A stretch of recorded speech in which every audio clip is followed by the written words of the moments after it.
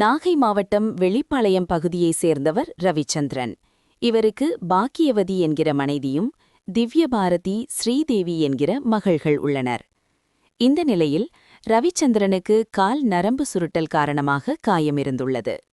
இதற்காக டாக்டர்கள் பரிந்துரையின்படி திருவாரூர் துர்காலயா சாலையிலுள்ள தனியார் ஸ்கேன் சென்டரில் ஸ்கேன் எடுக்க இன்று மகளுடன் வந்துள்ளார்.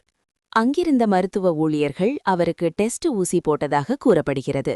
இதன் தொடர்ச்சியாக ரவிச்சந்திரனுக்கு வாந்தி மற்றும் மூச்சுத் திணறல் ஏற்பட்டு அவதிப்பட்டவரை மேல் சிகிச்சைக்காக திருவாரூர் அரசு மருத்துவக் கல்லூரி மருத்துவமனைக்கு ஆம்புலன்ஸ் மூலம் அனுப்பி வைத்தனர். ஆனால் செல்லும் வரும் வழியிலேயே அவர் உயிரிழந்து விட்டதாக அவரை பரிசோதித்த டாக்டர்கள் கூறியுள்ளனர். இதை அறிந்த ரவிச்சந்திரன் உறவினர்கள் ஸ்கேன் சென்டரை முற்றுகையிட்டு கோஷமிட்டனர்.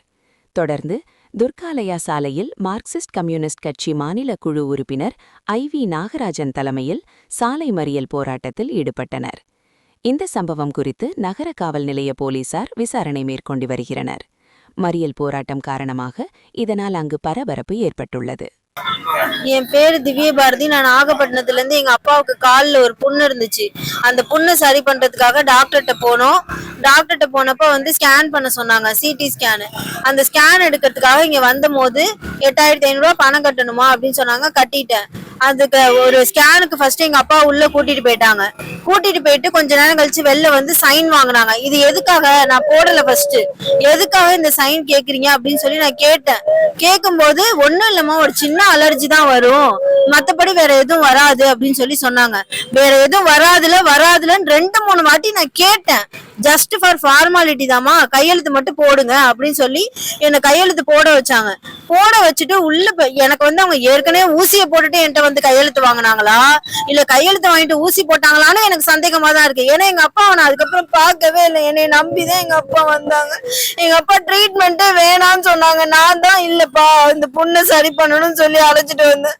உங்க சைன் வாங்கி உள்ள போய் ஒரு 20 நிமிஷம் கூட இருக்காது. எங்க அப்பா நான் பொணமாதான் பார்த்தனே.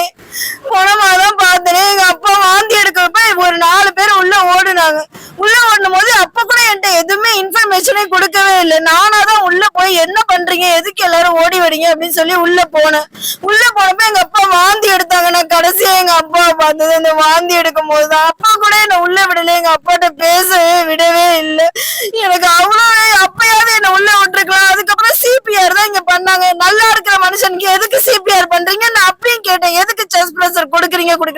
வெளில போங்க வெளில தள்ளி கதவை தான் சாத்துனாங்களே தவிர திரும்ப ஏதோ ஆம்புலன்ஸ் வர வச்சாங்க, எங்கெங்கயோ அனுப்புனாங்க. ஆனா எங்க அப்பா ஆம்புலன்ஸ்ல போகும்போது எங்க அப்பாவுக்கு உயிர் இல்லைன்னு எனக்கு நல்லாவே தெரியும். எங்க அப்பாவை ஆம்புலன்ஸ்ல ஏத்தும் போது நான் எங்க அப்பாவை தொட்டு பார்த்தேன். அப்பயே உடம்புலாம் சில்லுன்னு இருந்துச்சு. இது இல்லை, நான் இங்க புடிச்சு பார்த்தேன், பிரஷர் இல்லை. அதே மாதிரி இங்க ஹார்ட் பீட்டையும் தொட்டு பார்த்தேன். எங்க அப்பாவுக்கு ஹார்ட் பீட்டே இல்லை. நான் அப்பயும் கேட்டேன். அவங்க யாருமே ப்ராப்பரா ரெஸ்பான்ஸ் பண்ணவே இல்லை.